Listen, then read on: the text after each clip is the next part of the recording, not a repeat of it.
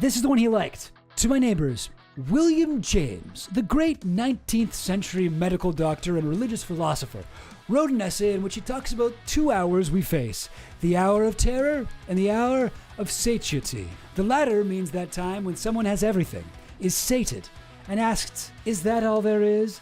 Like, what the fuck is this? This is insane. This is wild. This is bonkers. This is crazy go nuts. This is why. This is really intense. This is your apology for raping like dozens that we know of at this point of children who live at the trailer park down the street from your like Palm Beach mansion. This is your apology. You're like, okay, you want to hear my apology? If I could quote the William James, 19th century philosopher, he talked about 2 hours. What the fuck? What the fuck, Epstein? This is so fucking Epstein, though. The dude loved when people thought he was smart. I'm getting the sense, this isn't like to sense to the victims. This is a send to his other like rich neighbors. This is not to send to the victims. This is not apology for like ruining your life. This is apology for like maybe bringing down your property value with my scandalous actions. Hey, it's the Goblin Queen.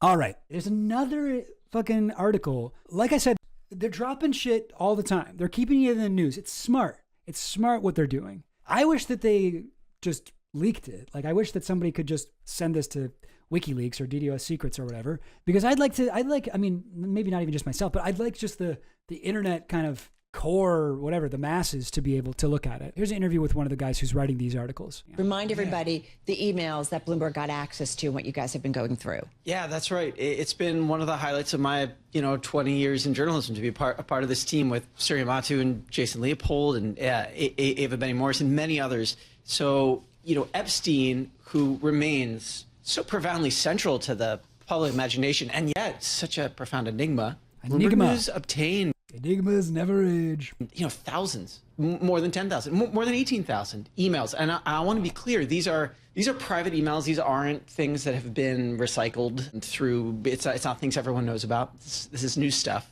And it's from a private email address, actually.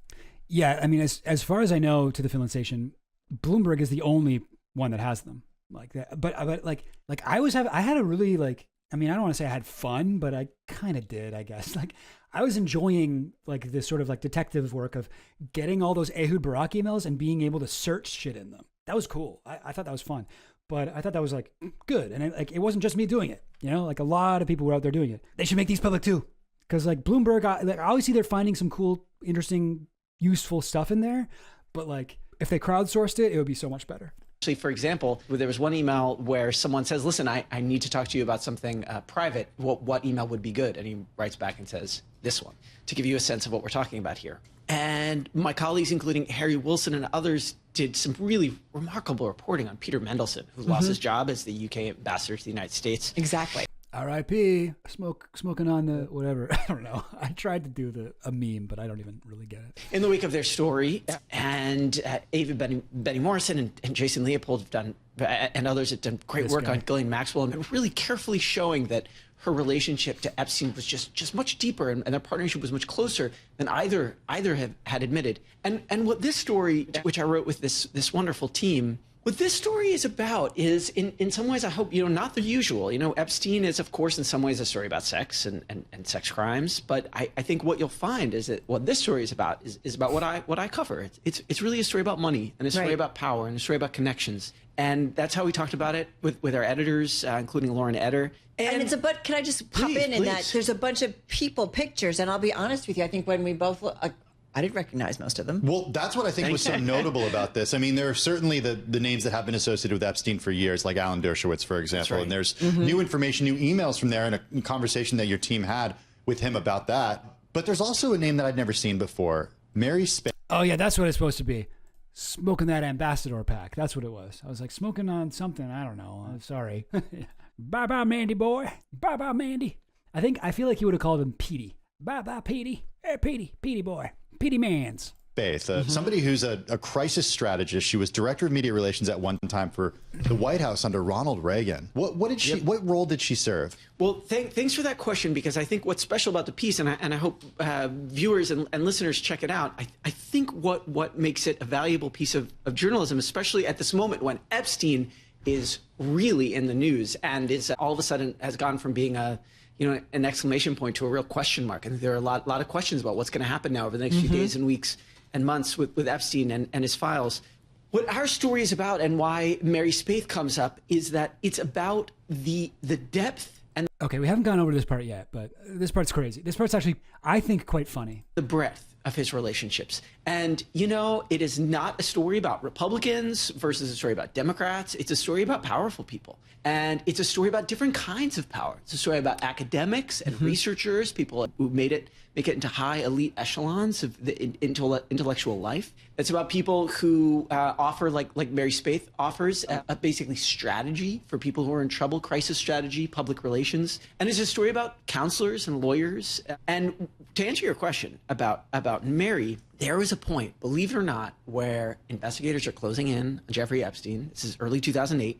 He's about to go to jail for it's like about a year. It's a little bit longer than a year. Right. And after that, he's a free man for a very long time, I think about a decade, until the 2019 charge of sex trafficking. And then he dies. He's found dead in prison or jail right after that. But back in 2008, investigators are circling. Epstein's in trouble. And what do we find in these emails? But these draft apology options. Okay, this is a bit of a spoiler. I do want to show you guys these apologies. Let's look at those. So this is another article from Bloomberg, and it's about what he call his hour of terror. Let's use this word. Let's use this phrase. What a great phrase this is. His hour of terror. His hour of terror is 2008, when he doesn't know what's going to happen, but he's being investigated, he's being prosecuted. He's the world's most guilty man. They've got him dead to rights. They've got so many underage girls who are testifying against him. They have so much proof. They have photos. They have everything. They have so much evidence. There's no way this guy's going free. And of course, somehow he ends up getting a slap on the wrist, a jail sentence where he's able to leave the jail 12 hours a day, 6 days a week. He's there for less than a year, or maybe a little bit over a year. I forget. But this is what we're the time right before he knows that he's getting this very light sentence. Let's call it his hour of terror, because he is freaking out. We know from his emails now, he was not confident in his ability to kind of skate by this. Or maybe I shouldn't. Well, I don't know. Let's read this. So Mary Spaeth. So this is a famous person, apparently. I don't know that I've ever heard of her, but she's like a PR. She's got a Wikipedia page. She's a PR lady with a Wikipedia page. She's big. Let's see. What's her deal here? She's a writer. She's a speech writer for William Samuel Paley, founder and chairman of CBS. She was accepted to the White House Fellows Program. She assigned to work under FBI Director William Webster, part of the FTC. She became the White House Director of Media Relations in the administration of Ronald Reagan. She was the communicator for the Great Communicator. She founded Spaeth Communications. Is that how you say her name? Spaeth? Mary Spaeth. You hear her name out loud, you would have no idea how to spell that shit. Mary? That's how you spell Mary? That's wrong. Sorry. Your name is wrong. Spaeth currently teaches BLC seminar classes at the Cox School Business at SMU. No idea what that is. Swift Boat. This was the group that went after John Kerry for his Vietnam War record, and has become it's sort of like a campaign dirty trick, right? Since the 2004 election, the term swift boating has become a common expression for a campaign attacking opponents by questioning their credibility, patriotism in a dishonest manner. So she did that. So she's evil. She worked with Ken Starr. Okay. And Ken Starr was one of Epstein's lawyers. He's also one of the guys who prosecuted Clinton over Monica Lewinsky. So wait, when did she work with him? Oh yeah, Whitewater. So that's another one of the Clinton administration scandals over a piece of land that the Clintons were, before they became president. There was some shady, they were trying to build a little fucking gated community sort of place for the elites of Arkansas, the Arkansas political elites, which included the Hillary and Bill Clinton at that time, before they were president. But yeah, no, it seems like she's bad.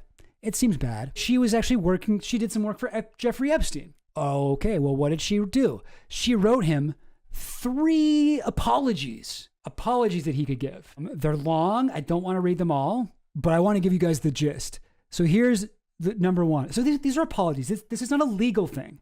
This was like something like maybe like a public apology, like the ukulele video or something, right? Like she wanted to give him something that he could post, or he could send these privately to his victims. He never did. As far as we know, he never sent any of these to his victims, but she sent him 3, and he liked the 3rd one. What he wrote was, "Third has promise." He didn't seem very enthusiastic about the apologies at all. This tells you so much about Epstein. The first one was, how do they describe it? The first was meek. As a child growing up, I was taught to apologize. Would apologize for any number of things, and I recall thinking it was unfair when I had to apologize for something I didn't do or something I didn't think was my fault. As I've grown older, I've said I'm sorry for events unrelated to me, but where an event or outcome caused distress or pain. Those apologies are expression of sympathy, a way of saying we care about our fellow human beings. I mean, I gotta say, this is like, you can tell that this woman is an expert in apologies, right? Like, this is like, it's so infuriating to read, obviously, knowing who Epstein is, but like, this is good. This is a professionally written apology. I've been wrestling energetically with the challenge of how to apologize for actions of mine which caused distress for parents, distracted or courageous members of law enforcement, caused longtime friends to question my judgment. It's too painful to rehash events which I've been prominently featured. Like, it's like, you get the gist. Where's the apology? I hope my apology will be noted and taken as evidence of my concern for my neighbors here in Palm Beach. Okay, whatever. Okay, that's the first thing. Apology 2, very short. I wish to apologize to my neighbors and friends for my actions which brought scandal and shame to my name, and to assure them that I will conduct myself appropriately in the future. That's it. Short, sweet. You could tweet that. Wrestling energetically is maybe an unfortunate turn of phrase. Only you that matters. Number 3, this is the one he liked. So this is the type of guy that Epstein wanted to be. To my neighbors, William James, the great 19th century medical doctor and religious philosopher, wrote an essay in which he talks about 2 hours we face, the hour of terror and the hour of satiety. The latter means that time when someone has everything, is sated, and asked, is that all there is? Like, what the fuck is this? This is insane. This is wild. This is bonkers. This is crazy, go nuts. This is really intense. This is your apology for raping like dozens that we know of at this point of children who work at who live at the trailer park down the street from your like Palm Beach mansion. This is your apology. You're like, okay, you want to hear my apology? If I could quote the William Butler Yeats, whatever, what is it? William James, 19th century philosopher. He talks about 2 hours. Like, what the fuck? What the fuck, Epstein? This is so fucking Epstein, though. The dude loved it when people thought he was smart. I've been blessed during my life. I've taken advantage of the opportunities offered by the American dream. The rewards have been substantial, but I've experienced that second hour. My life was satiated. I failed to ask what was really important. What's important is to live so that first hour, the terror of death, is erased by having lived to make a difference in the lives of others. I've been forced to ask myself what's important, and my choices will be different in the future. This isn't the place to review the sensational charges you may have read about. So, okay, I'm getting the sense, this isn't like to send to the victims. This is a send to his other like rich neighbors. This is not to send to the victims. This is not apology for like ruining your life. This is apology for like maybe bringing down your property value with my scandalous actions. This isn't a place to review the sensational charges you may have read about. There are enough facts on the public record for anyone who wishes to review and make up his or her own mind. Please accept my sincere apologies for my selfish actions which have embarrassed me, caused my friends to question my judgment, and taken a great deal of time on the part of all levels of law enforcement authorities. No. This was not to his victims. Again, this is a public and heartfelt apology. Yeah, that's the one he liked. Anyway, so fucking brutal. See, this is the thing with Elon Musk. Bit of a tangent, but not really. Elon Musk is always like, I never knew him, I never met him, I never whatever. By the way, we have emails about that too now. We'll get into that in a second. But Epstein is such an Elon Musk type of guy. Like, I bet Elon and Epstein would hit it off so well. Like, you know how Elon and Grimes got together because they were both like, oh, Rocco's Basilisk. You know about that? Oh my God, we're so smart for knowing about this. That's exactly the type of shit Epstein loved. He loved just like name dropping some random fucking shit, like some random like theorem or something, and be like, oh, you don't know about that? Oh, you don't know about fucking William fucking whatever? Oh, well, okay, well, like this is like, maybe they never met. Maybe they never did meet. But if they ever did meet, they would be best friends. And also, Elon also seems like exactly the type of guy that Epstein would want in his circle, which may not have happened, but yeah, sorry it took longer than we expected for Alex Acosta to minimize the charges against me. Yo, to the Finland, went over it already, so I won't do it again, but there is some shit in the Bloomberg emails that suggest that one of Epstein's lawyers was also working for the Bush administration during 2008 and was meeting with Bush. And Epstein's like writing emails, he's going to meet with Mr. Big today. And it seems like pretty likely Mr. Big is George Bush. Jay Lefkowitz, who was one of Epstein's defense lawyers and was a senior advisor to George W. Bush's administration. I feel like this is another thing where it's like, you know, we know that there was pressure on Acosta. Vicky Ward, who I don't really trust, says that someone told her that it was because Epstein was intelligence. This is another possibility, that the pressure on Acosta was maybe from George Bush or somebody from his office. Seems kind of fucked up that you could have a position in the cabinet of the president of the United States and be doing criminal defense for Jeffrey Epstein at the same time. That seems weird.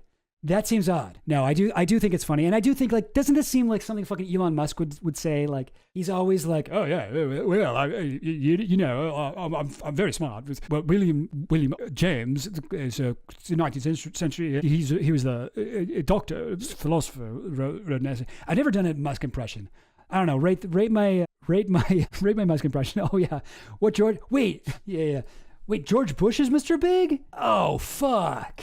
Well, okay, yeah, I did not appreciate what he did in the Sex and the City movie. Yeah, no, William James is not really Elon's type of sort of thing, but he would do this shit with like Richard Feynman or something like that.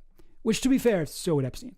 Like, they're both like guys who pretend they know a lot about math and physics. Here's a good comparison. I'm thinking that the way that Epstein talks about like taxation and shit like that is the way that like Elon Musk talks about coding. It's like, I know you guys you were able to do that at like a basic to like intermediate level, but I do not think that you guys are like the geniuses that you put yourselves up as. Okay, anyway, let's continue watching this video. Where she sends him 3 different kinds of apology. So he's talking about Mary Spaeth. He's talking about her. I'll go back a little bit.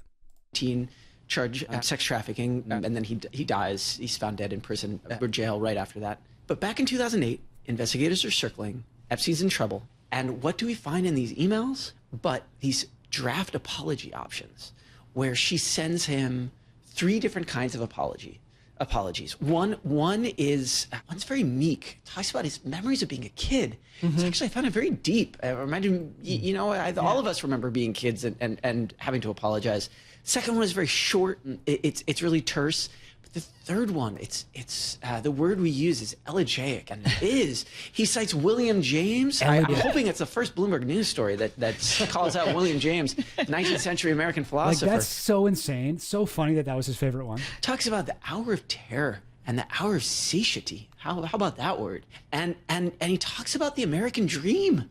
Talks about the American dream and its substantial rewards. And he says this is a public and heartfelt apology. I just want to say Spaeth's firm was hired through a lawyer to provide communications options for. And let me just step in here to say that actually Spaeth is cool, and we all think that what she does is great. Mr. Epstein and his legal team, she said in response to questions for the story, she said, quote, I ultimately terminated the engagement because of my discomfort with it. That's right. Did you, person who is a professional evil person? Oh, did you do that? Okay. Did you, person who like coined the term swift boating for like dishonestly like smearing campaign opponents? Did you do that? Ken Starr's friend? Ken Starr's buddy? Okay. Interesting. Okay. I mean, you did write those apologies for him to send to his neighbors, but then you left. All right. Thanks for saying that. I think it's really important out of fairness that we add things like that. And she also said, because of confidentiality and privilege, she can't comment further.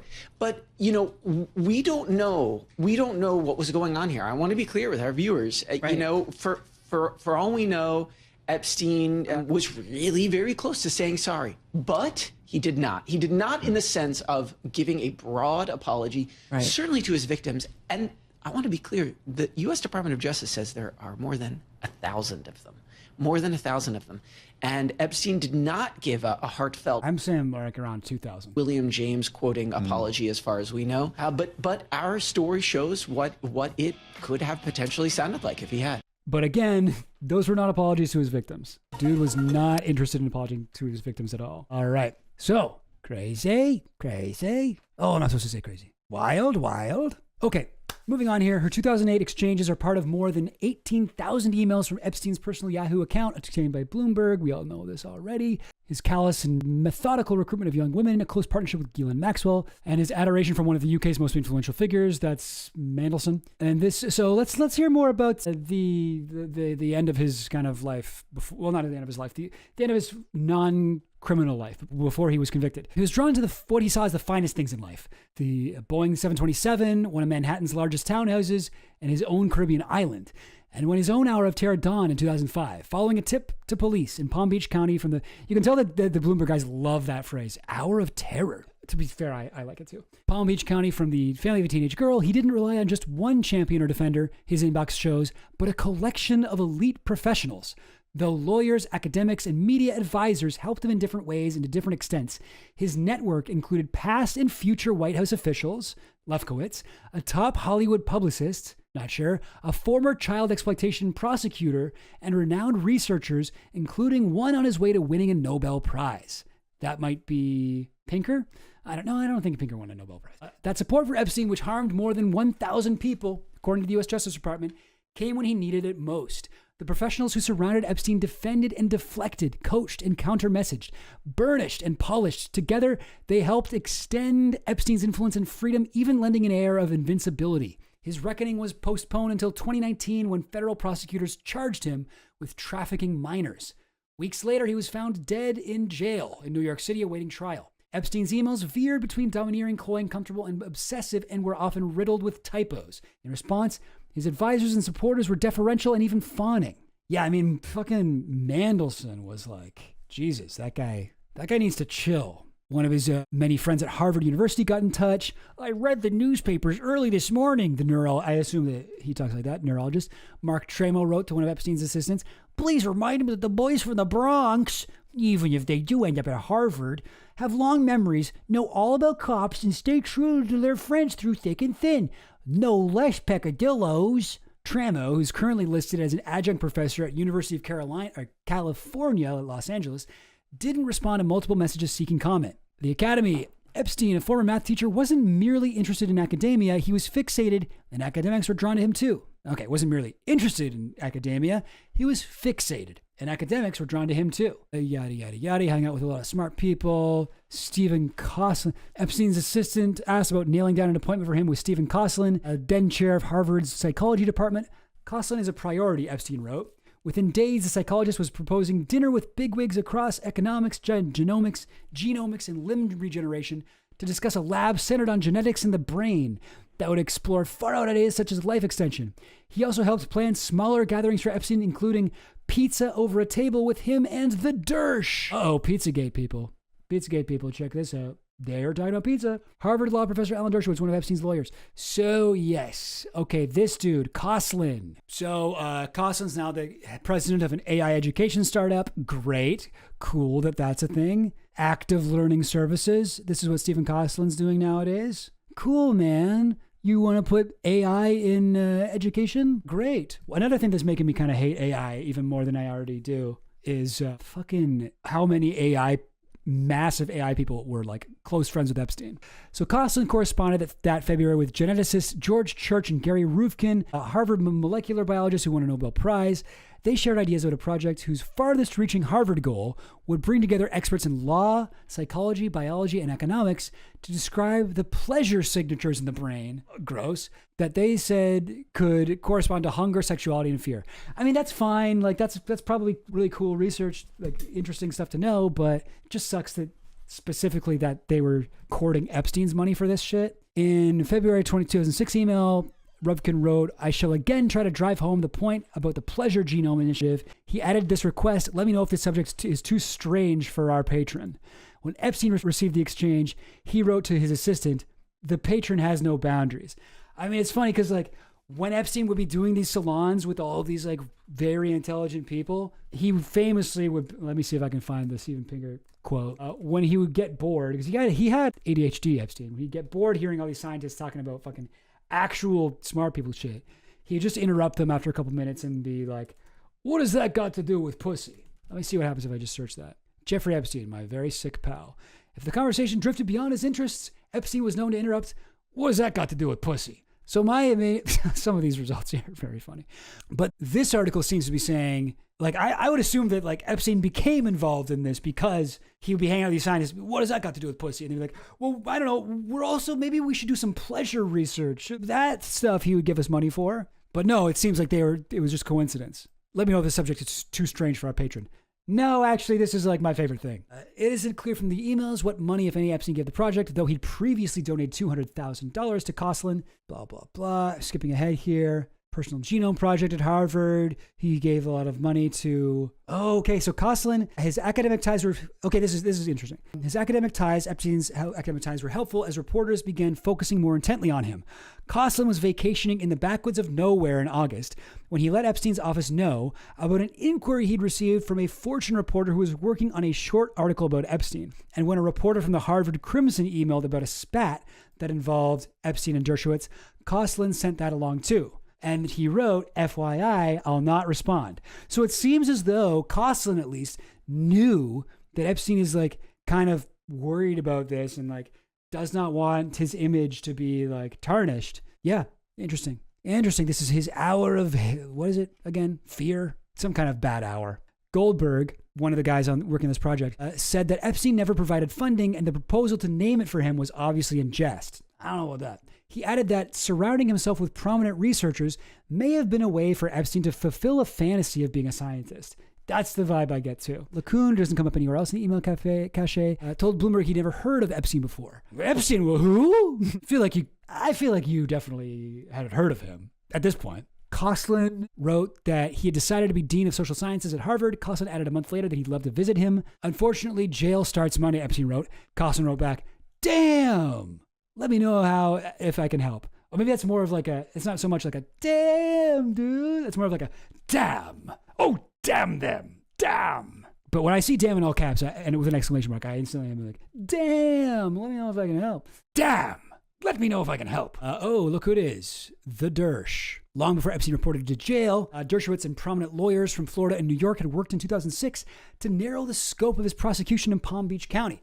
They did it so well that the lead detective flagged concerns to the FBI. After a federal investigation began that May, Epstein's team added even heavier hitters with major Washington credentials. That would be presumably Ken Starr and what's his name again? I keep forgetting. This is like a guy that I've just learned about. So what is it? Preskowitz, something like that. Jay Preskowitz.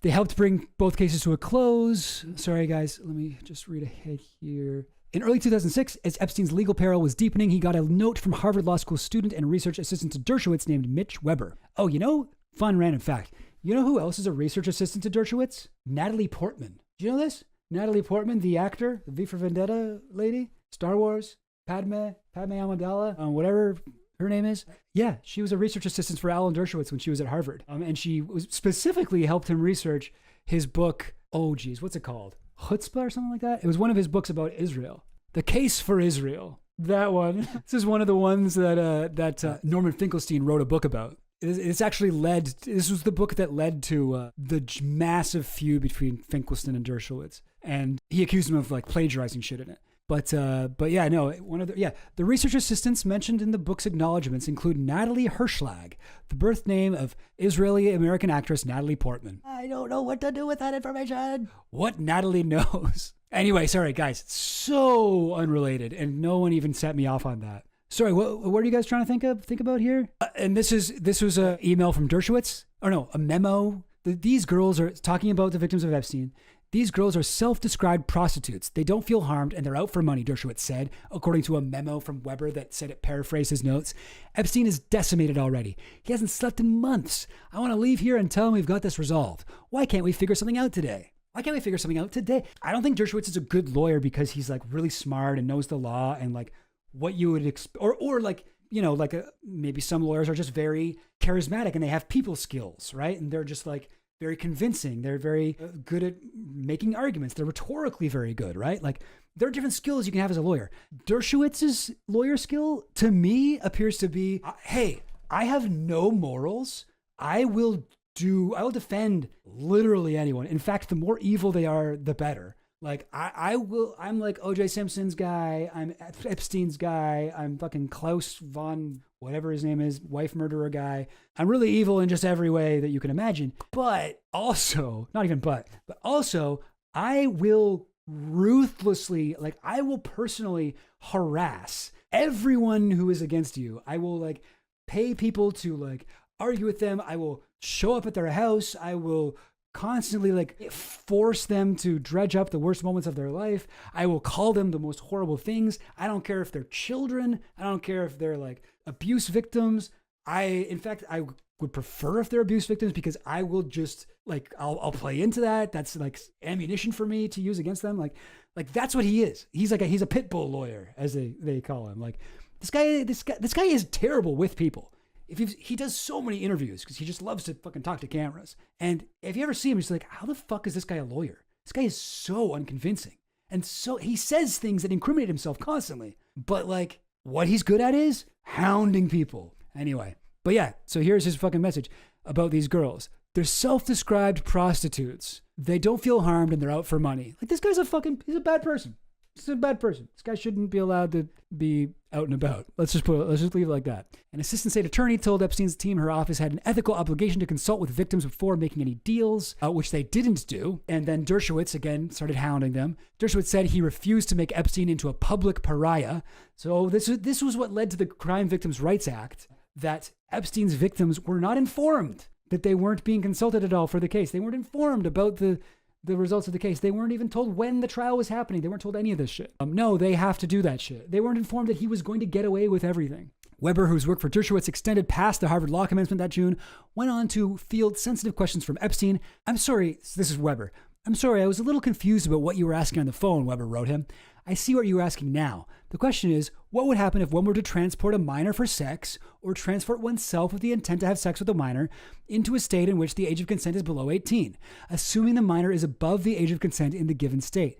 And your intuition was right. The answer is that there is no violation of law. There isn't? Isn't that like trafficking? Okay. All right. Okay, Dershowitz's friend, Dershowitz's assistant. All right. Let's also look at sex tourism laws, Epstein wrote back that August. Weber's last emails in the inbox came that November. To pretend that Epstein has an unimpeachable, airtight legal defense is disingenuous. Another email added, no matter what happened between Epstein and his masseuses, the fact that they kept coming back mitigates against any sort of pressure on Epstein's part. Not many fingers in Epstein's legal circle have been more closely linked to him than Dershowitz. Yeah, I'd say so. The emails show the depth of support he gave Epstein. Like, yeah, Dershowitz was like, not just like an associate of Epstein. It's not just that he was on the Epstein flight logs or whatever. It's not just that he's in the fucking black book. This dude was hanging out with Epstein all the time. This guy was like, even Epstein's personal like house manager. I always forget if it was Juan Alessi or Alfredo Rodriguez. I want to say Juan Alessi. When he's asked about like Clinton or like Trump, he's like, yeah, I saw them a couple times. With Dershowitz, he's like, oh yeah, he'd come by for like 5 days at a time, like several times a year. That's just one of his properties. Dershowitz was like really, really good friends with Epstein. Constantly hanging out with him, constantly going to his house, going to his parties, getting massages with him, going to his island. This guy's very close. I hope it wasn't her underage appearance in The Professional that encouraged Dershowitz to hire her. That's funny. Yeah, that's weird too, isn't it? That's weird too.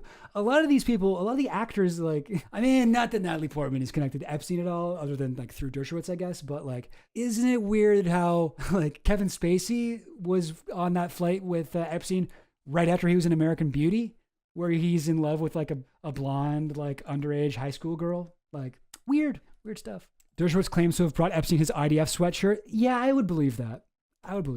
This is a draft of a letter. Oh, this is from Dershowitz. So this is Dershowitz being like, hey, if you want, I'll send this out to people. I am writing this letter to Jeffrey's close friends as one of his close friends, not as a lawyer. No, there was never any underage sex. Absolutely none. The letter, which closes with cordially, Alan Dershowitz, was flattering and savvy. We all know Jeffrey's extremely smart and in fact a little complex. Guys, he's not a pedophile. He's just too smart for women over the age of 18. He's just too smart for women who can legally consent. That's his problem. He's a genius, okay? When you get to a certain level of brain power, you have to fuck kids. You have to. It rose to a crescendo. I know that you wish him well, and I'm sure that as this too will pass, we can all help him bringing this difficult time to a forgiving close. This doesn't sound like savvy and whatever to me. It sounds flattering to Epstein, but it sounds like threatening to people. When the full story finally comes out, the world will learn what we already know, that Jeffrey is a good person who does many good things. Has there ever been a sentence that stood the test of time worse than this one? When the full story comes out, when it's all said and done and we get the full story, I think everyone's going to agree. Jeffrey Epstein, a good person who does many good things. Very funny to read that in the light of 2025. For Epstein, who was reviewing drafts of the letter, that wording wasn't enough. I would amend the place where it says he wishes I had cameras in the massage room. Wait. He wishes I had cameras? Wait, they didn't include that. Was there a line where Dershowitz was like, no, he didn't have cameras in the massage room? I wish that he did. It would be illegal. And I think we could do better than the last paragraph. Jeffrey's a good person, great friend. Loyal, funny, generous, not good. Oh, that's funny. When it's all said and done, that Jeffrey is a great person, great friend, loyal, generous, and funny. Funny. It's very funny that funny is included there. No, but I'm funny though, man. I'm really funny. Very cool. Then in a version Epstein later sent to himself, there was an edit. Jeffrey's a very charitable and caring person, that copy read. It kept this earlier pledge. Jeffrey has not approved the contents of this letter, though he is aware that I am writing it. That's funny. In Epstein's version of it, Jeffrey has not approved the contents of this letter. Super good stuff. Ken Starr, the Independent Counsel. So this is Epstein writing to his lawyers, which would be Dershowitz, Ken Starr, Lefkowitz, Thacker, whoever else. Kirkland & Ellis is the firm representing him. But so he's writing to his letters on August 12th. Weeks before Starr first met with U.S. Attorney Alex Acosta. Starr needs to explain his appearing. He is not defending my conduct, he is defending the Constitution. Epstein went on to propose language and ideas to his legal team, while apparently trying not to offend. I don't need to put words in your eloquent mouth, he told Starr, June 2008, before offering a numbered list that ranged from legalistic, we are asking for a de novo review, to impassioned, this is not righteous. Days later, Epstein was incarcerated.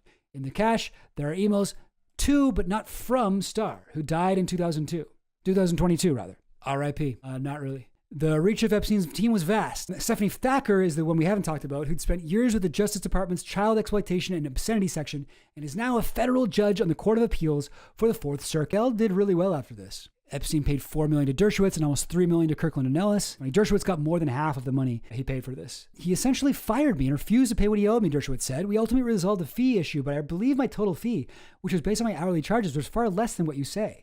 He later estimated he made about $3 million after paying out the rest.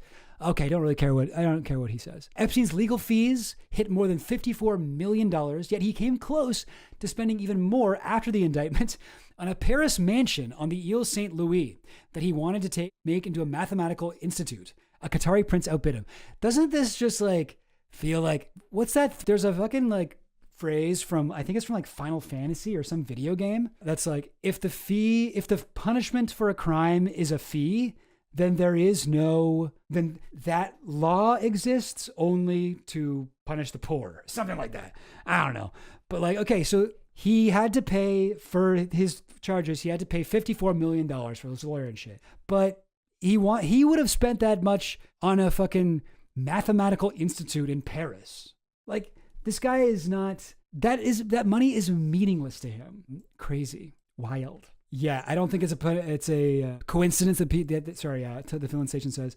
I definitely think it isn't a coincidence that people who knew Epstein did well for themselves. Yeah, no, I don't think so either. This is how it works. Kamala Harris blasts and takes money from Epstein's law firm, Kirkland Ellis. Yeah, that's cool. That's cool that we live in this world, that Epstein's a bipartisan issue. Here is Spaeth, this woman here we looked at earlier. Okay, so according to an email in Epstein's inbox in February 2008, the two spent time together preparing for interviews, though it's unclear which ones.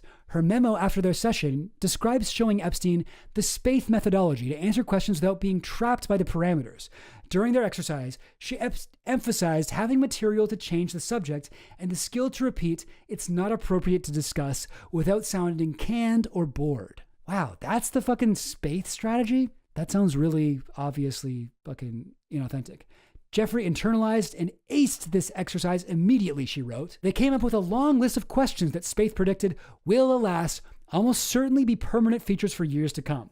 One example, Mr. Epstein, as you preyed on these innocent young girls, did you actually know any of them were under the age of 18? Spaeth coached him to respond by choosing a phrase like, I disagree, or one of our favorites, on the contrary. According to the emails, Epstein paid Spaeth $1,900 for consulting earlier that year and spent an additional $5,000, at least in part, for the February work. So she told Bloomberg, no, you know what? When I realized what it was that he was doing, I was like, no, man, I'm out of here. I don't work with bad guys. Seems like she definitely did work with bad guys. She worked with him when she clearly knew exactly what his fucking deal was. And this is one of his fucking advice lists. Good words, bad words. So here are good words, according to Spaeth, to describe Epstein. Smart, brilliant, right place at the right time, lucky, hardworking, unique, mathematician, see what others couldn't, math. Remember where I grew up, from a poor working class background. Remember where I grew up, again, twice on there. Visionary, Chinese proverb about opportunity knocking. Okay, that's not, these are phrases. Bad words, lied, rich, pervert, abuse, playboy, sex toys, misogynist, bought and paid for. It's interesting. It's interesting, like, these are the words that they didn't want associated with him, because it's sort of like, some of these, right? Like, secretive, bought and paid for. Like, it's interesting that these are the words that he was kind of, or not, maybe not he, but that they were insecure about becoming associated with him. Anyway, there's more of these good and bad words, but whatever. Not that important. She sent messages from him to focus on. The first one, I've tried to be very respectful of the legal process. Spaeth wrote to his team to say it was a fascinating session, and I hope he found it useful. No, it sounds like you fuck with him, Spaeth. Months later, as Epstein got ready to serve the jail sentence that so many lawyers had pushed to make so short, he gave a rare interview to the New York Times. His first quote in that story, I respect the legal process. Here it is, New York Times, financier starts sentences prostitution case. This is July 2008, right as he was going to jail. And what is his line? I respect the legal process, Mr. Epstein said. New York Times. Seems like Spaeth was very useful. Very, very useful. I'm going to have to remember that. One of those things sounded like the Spaeth methodology. Answer questions without being trapped by the parameters. Having material to change the subject and the skill to repeat, it's not appropriate to discuss without sounding canned or bored. Yeah, that's interesting. I mean, yeah, I don't know. If I'm ever in a situation where I have to fucking do that shit, I am going to think about that. Answer the questions without being trapped by the parameters. Fun little tip for you guys. If you guys ever get, I don't know, if you guys ever go into politics or something. We've now read, I think, 4 articles about Epstein email. That means there's only 2 left. So there's one that came out. People have already been talking about it. I think it was yesterday. Oh, it's not really an article, but this is from the Democrats on the Committee of Oversight and Government Reform. September 26th. What day is it today? 28th, a couple of days ago. They released partial records from the 3rd batch of documents. It's really short. They did not release much. Produced by the Jeffrey Epstein estate, including phone message logs, flight logs, and manifests for aircrafts, copies of financial ledgers and Epstein's daily schedule. Documents produced to the public include mentions of possible contact between Jeffrey Epstein, Elon Musk, Peter Thiel, Steve Bannon, and Prince Andrew. Here it is. This is it. And I gotta say, this feels like the most obvious limited hangout of all time. There's barely anything. It's just 6 pages, and so much of it is redacted. And it seems like they're targeting specific people to me. So this is Epstein's daily schedules between 2010 and 2019. Oh, that's crazy. Let's see those. Okay, so this is Epstein's daily schedule. So 6:30, there's this movie screening. Okay. Tentative breakfast party with Bill Gates that's at Zorro Ranch, which we didn't know that Bill Gates had been to before. Invited Ron Barron and Josh Harris. Awaiting reply. Saturday, December 6th. Zorro. Reminder. Elon Musk to Island, December 6th. Is this still happening? Now, of course, Elon Musk has responded to this and is like, no, that's not right. I'll try my Elon Musk impression again. Furious Elon finally addresses why he's in the new Epstein files. The world's richest man has broken his silence at being name dropped in the documents he once taunted Trump with. Elon Musk on Twitter sharing a story from the UK outlet Sky News, who ran with a simple headline, Elon Musk and Prince Andrew named in the latest Epstein files release.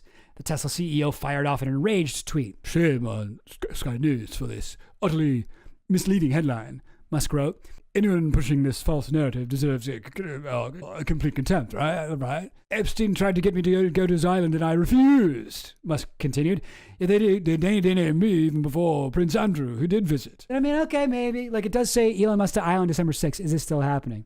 But like I said, Elon Musk and Jeffrey Epstein, if they never met, it's almost a shame because they would have been best friends. They would have fucking really hit it off, I think. 2019, 7 a.m., breakfast with Steve Bannon. I mean, we knew this. This isn't news. We knew that Steve Bannon was hanging out with Epstein like right up until the end of his life. After Bannon got kicked out of the Trump White House, he became close friends with Jeffrey Epstein. This is after he got kicked out, right? He became close friends with Jeffrey Epstein. And the two of them bonded over being very close to Donald Trump and then getting like, whatever, like cut loose by him. Or fucked over by him. They both hated Trump at this point, and they were like, fuck Trump, right? Like, I know. And they would just bond and talk about how much they hated Donald Trump. So this isn't really news. I mean, maybe this is more documentary evidence than we had before. Michael Wolff talks about them hanging out all the time, not in Fire and Fury. Landslide. Yeah, I think this is the one. The final days of the Trump presidency. Basically, it seemed, and Michael Wolff also one of Epstein's late life friends. One of the many bizarre details in the Jeffrey Epstein story. So similar to, what's her name, Mary Spaeth or whatever, Steve Bannon was also training Epstein to interview better. He recorded 15 hours of interviews with Jeffrey Epstein in 2019. He apparently hoped to use them for a documentary called Monsters, Epstein's Life Among the Global Elite. In 2021, he dropped this trailer. Thank you. So this is from Steve Bannon's YouTube page. Victory film. Next month marks 2 years since the death of convicted sex offender Jeffrey Epstein inside a New York City jail. We were underage. We were little girls. By the time I was 16, I brought him up to 75 girls. But he was glib, and he lived essentially like he was Gatsby. He was Eric Weinstein's in it. What a fucking idiot. This guy tells this one story about Epstein like constantly. He wishes that he was hung out with Epstein more, I guarantee you. But he's like, I hung out with him once and I just could tell he was evil. I just knew it. I never wanted to hang out with him again. It's like, you're fucked, dude. I don't even believe you. an absolutely terrifying person to encounter. You own an island, right? Thank you very much. Two islands. So here we have, from Steve Bannon's YouTube page, a video that we've never seen anywhere else of him, that's Steve Bannon's like fucked up hair in the corner there, talking to Jeffrey Epstein in Jeffrey Epstein's New York apartment. So like, this isn't from 2021. This is released by Steve Bannon. So anyway, so I'm just saying, like, it's not really news to me that we got, oh, no way, Steve Bannon is linked. He was going to have breakfast with Steve. No, we know this. But I mean, okay, sure. It is interesting. I made my living from old thinking, but the future is for the way women think. The way women think. And he's like, oh no, I'm actually a feminist.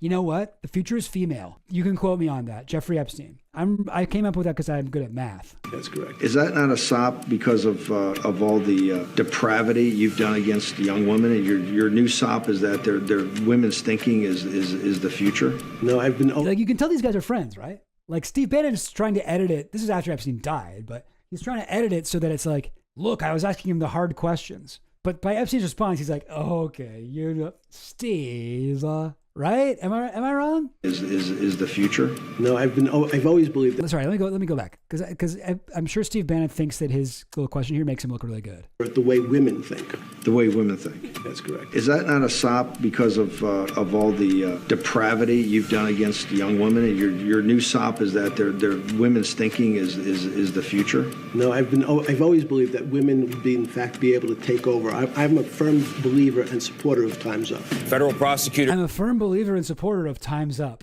Okay. Epstein, hashtag Time's Up. Like, what the fuck?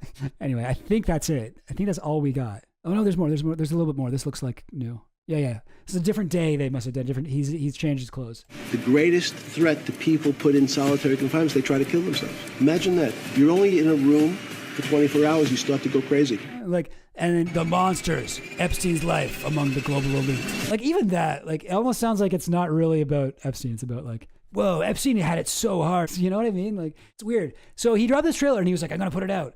He never put it out. This is all we got. We never got the fucking full thing.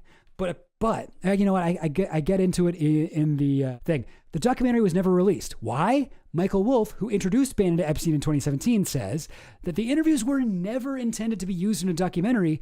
They were media training for a 60 Minutes interview where Epstein hoped to rehabilitate his image. This does seem to be the case. Smith started his column with a scoop from Wolff's book that Bannon had worked with a convicted pedophile and sex trafficker Jeffrey Epstein in 2019. Mm-hmm. Wolff described their taped encounters as media training for a 60 Minutes interview that would never happen. Bannon said he recorded 15 hours of interviews with Epstein for a previously unannounced documentary on Epstein's perversions and depravity. So he's like misrepresenting it. According to Michael Wolff, Too Famous, that's the book that it was, not what's it called? Landslide. The point wasn't exposure, it was spin. There's no question the tapes were media training, Wolff told Hollywood Reporter, and there's no possible way Epstein would have signed off on them being used in a documentary. So Epstein wanted to sit down for a redemption interview, and this is from Too Famous. So I screenshotted this part from the book Too Famous. We don't need to read the whole thing, but this is just like a scene of Michael Wolff hanging out at Epstein's house with Jeffrey Epstein, Steve Bannon, and another late life Epstein friend, Ehud Barak. And they're talking openly about like, so how are we going to like make this 60 Minutes interview go well? Where is it? But I would have said no way. But now Jeffrey just going, laying everything out. It'd be tough, but just to humanize him. Weingarten continued, Epstein's lawyer. Ehud Barak goes, would you want to do that? Seeming to suggest that humanizing was kind of a weakness. I don't want to do it, but I would. It would take a month of hard work to get ready, said Weingarten. A year, said Bannon. What if we started with surrogates? Asked Epstein brightly. What is that? Asked Barak. Advocates who speak for you. Would 60 Minutes take a surrogate? Asked Weingarten. Would 60 Minutes take a surrogate? Dude, come on, said Bannon with disbelief. Well, Rachel Maddow then, said Weingarten, grasping. Okay, said Bannon. Like, Bannon seems like the only one who, like, fully understands what's going on here. Okay, you're the Jeffrey surrogate sitting with Rachel Maddow, and she's going to say how many girls were there 10, were there 100, were 1,000. Now you're on national television, what do you say? I'm confident it's less than 1,000. Was it? Said Bannon, turning to Epstein. Yes, less. Actually, here is the first question, said Bannon. What's the age of the youngest girl? That would be good, said Epstein, because the answer to that question is that there was one girl who was 14 years old, and she told the police she lied about her age. She told everyone she was 18 because she was afraid she would never be allowed back into the house and never be invited back. That's the only one. That's the only one who's under the age of 18? No, the youngest one. Bannon snorted loudly over the phone. Okay, maybe this is a conference call, I forget. But these are the people who are talking. All right, okay, so get to the issue. Bang. He's been branded a pedophile, while in fact these are not underage or barely underage. I'd rather have that discussion about what is a pedophile than for people to just assume he is one. Anyway, so here's like from his book, like they planned to go on 60 Minutes, do this interview. Bannon started sitting down with Epstein to train him to prepare for this interview. What type of stuff was Bannon apparently advising Epstein to say? Well, okay, this is fucking hilarious.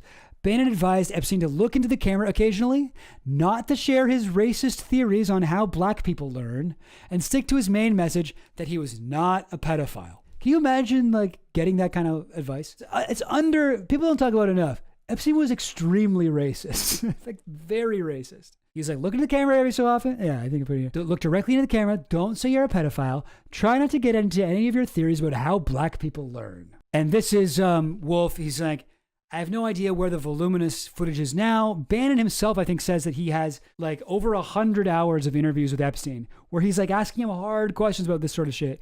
And it was never intended to be seen by the public. Fucking, can we subpoena that shit? Can we get that shit? Can we force Bannon to turn that shit over? Like, how is that shit not out? Release the fucking Epstein media training files. Steve Bannon. Jesus. Sorry, Bannon doesn't even have it. The estate has it. Whatever exists is now technically owned by Jeffrey Epstein or his estate. Yo, we've already got the state. The state is cooperating. Get these. This should be like top priority right now. Get these fucking things. Oh, there's no possible way Epstein would have allowed it to be in documentary form? Oh, it was too raw and too revealing? Okay, let's see it. Let's fucking get that shit out. Like, don't link that shit to Bloomberg. Don't link that shit to the fucking FBI, whatever. Post that shit. Let's see the whole thing. Yeah, I mean, I don't know. Again, this is according to Michael Wolff, but like, I don't know if people really know about this. You know? I don't know if people are thinking about this or people asking.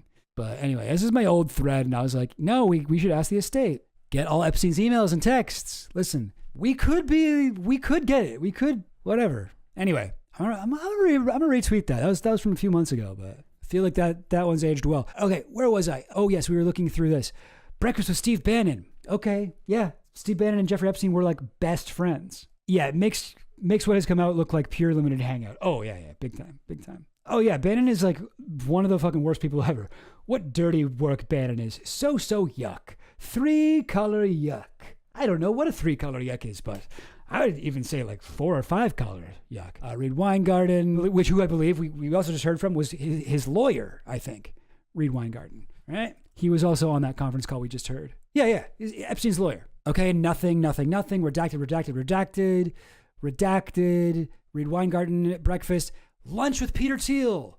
Like, this shit is so fucking like, no, they're trying to get people in trouble. You know what I mean? Peter Thiel is interesting though, because Thiel is an ally of the Trump administration, like a big time. He's also like, we already do know that he was involved from the Ehud Barak emails. We have the evidence. I don't know exactly what to think about this. I do think it's interesting because Peter Thiel has become like the new George Soros in a way for the right. At least not for the right, maybe, but for like the conspiratorial minded on the right. People will talk shit. The people who will never talk shit about Trump love to talk shit about Peter Thiel, which is good because like George Soros he's just a fucking like billionaire. He funds a couple like, I don't know, Planned Parenthood and shit. And people made him into this fucking boogeyman who is orchestrating all these crazy things. This guy's like a 90-year-old man. Like, he's just Jewish. He's not actually like this. He's a billionaire, so he sucks. Like, I'm not a fan of his, but like the level of shit that people put onto George Soros was just delusional anti-Semitic garbage,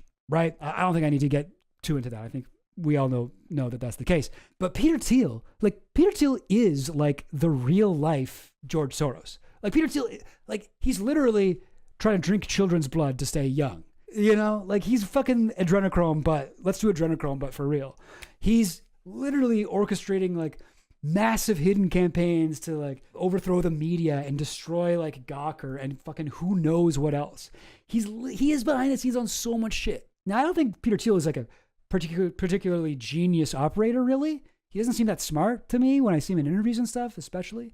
Like he's socially awkward, but he also seems kind of stupid. But he is very rich, and he's been able to put his money into some very effective things. He's done very, very well for himself. He got in the Trump campaign at the perfect time. He became associated with the Trump campaign like the day after the Access Hollywood tape came out, which was, I don't know when it was, sometime 2016. Well, not October, but like, was that October 2016? So he got involved like late in the game, and he gave Trump like $1 million, I think. And like Thiel, like I'm glad that people are so suspicious of Peter Thiel. I'm hearing people talk about Thiel in the way that they used to talk about George Soros, and they still talk about George Soros that way. But I'm like, no, good. Like with George Soros, it's like, yeah, like you got it right, Finland. He's Jewish and slightly center of left for a billionaire on some issues. Yeah, exactly.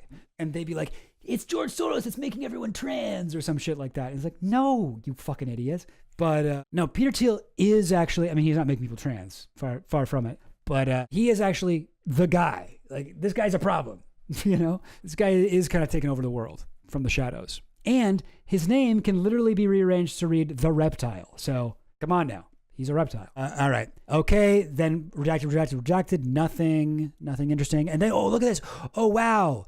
What is this part? Ledgers reflecting transactions recorded as cash. Okay, so transactions. Oh, cool. Okay, so we don't know who it was to. We don't know what was written on the memo. We don't know what the split was. Okay, nothing. And then, actually, this part is kind of crazy. Down. This is in 2000. Massage Andrew. You see that shit? Massage Andrew for something. No. For something or someone. Redacted. Massage, exercise, yoga. That's all we get. Just a first name or maybe a second name. If it's Prince Andrew, technically, first name Prince, second name Andrew. That's all we get. It wouldn't have been Virginia. This was in 2000, so about a year before the Virginia thing. $200. And that's about how much he pays masseuses. Yeah, guys. So this looks to me to be definitely a limited hangout. 100% a limited hangout. They seemed like they really want you to be thinking about Prince Andrew here. He was in their circle at this time. All we have is Andrew. I mean, it could be another Andrew, but it's so funny that they left that one unredacted. And then here's a passenger manifest, a different one than we've seen before. So Prince Andrew and Adam Perry Lang, that's Epstein's chef, who they also left in, interestingly. They bleeped out some people. They left in Adam Perry Lang, who, now, just in case you think this might be a limited hangout from the Trump team, from the Trump-run FBI, from the fucking Kash Patel, whatever. You guys know who Adam Perry Lang is? He's Epstein's chef and Jimmy Kimmel's best friend. Maybe not his best friend, but after he left Epstein's employ, he became a celebrity chef. He runs, here he is with Jimmy Kimmel. He runs a very successful barbecue restaurant, and he learned how to make barbecue, whatever, steak on Zorro Ranch from the chefs there. But he was Epstein's personal chef, and now he's famous. Dude has fucking never said anything. This dude is a fucking coward. Fuck this guy. Virginia Giuffre confronted him and was like, Adam, you were always so nice to me. Like, and he saw us. Like, he saw the girls like walking around naked and being abused by Epstein. He was a witness to it. Like, he knows, and he's such a good guy. I know that he'll like whatever. And then he was like, publicist was like, he had no idea what was going on. He condemns the horrible acts. Sorry to Virginia, he doesn't remember any of it. Like, fuck this guy. But I do think it's interesting that they left his name unredacted when he's he's been on the Kimmel Show multiple times, and Kimmel and him are like buddies. They're like actual friends. So yeah, no, I gotta wonder. Adam Perry Lang, just because they redacted so much else. Like, anything that they put in, like, you gotta think it's intentional, right? Anyhow, guys, yeah, are we supposed to piece this together? 5/16/2000 and I can't even fucking tell. 2/11/2000. Okay, and then what's this? 5/12/2000. Yeah, okay, so this is like 4 days before that person was paid to massage just Andrew. We know that it looks like Epstein, Maxwell, and Prince Andrew were hanging out together. They flew from Teterboro, New Jersey. That's a airport that he very often flew out of near New York. That has I don't know what you call it, a terminal or something, owned by Lynn Forrester de Rothschild's brother. Listen, guys, I could keep putting pins in my board all day, but I'll try to stay on topic for 2 seconds here. Flew to West Palm Beach, and looks like Epstein paid someone to massage Prince Andrew. Yeah, I think that's pretty clearly what appears to have happened here. Okay, guys. Oh, and also that does also go against what Ghislaine just said. That no, I never saw Prince Andrew. He didn't really hang out. No, I don't think so. No, he never got a massage that I saw. But she was just lying to fucking slander the deceased Virginia Giuffre. So whatever. Obviously, she wasn't telling the truth. Yeah, the most noteworthy thing again is this is at the very least documentary evidence that like massages were happening to people other than Epstein, and women were being paid for it. Like there is some, like, this does add something that we didn't have before. So that's good. For that reason, it's good.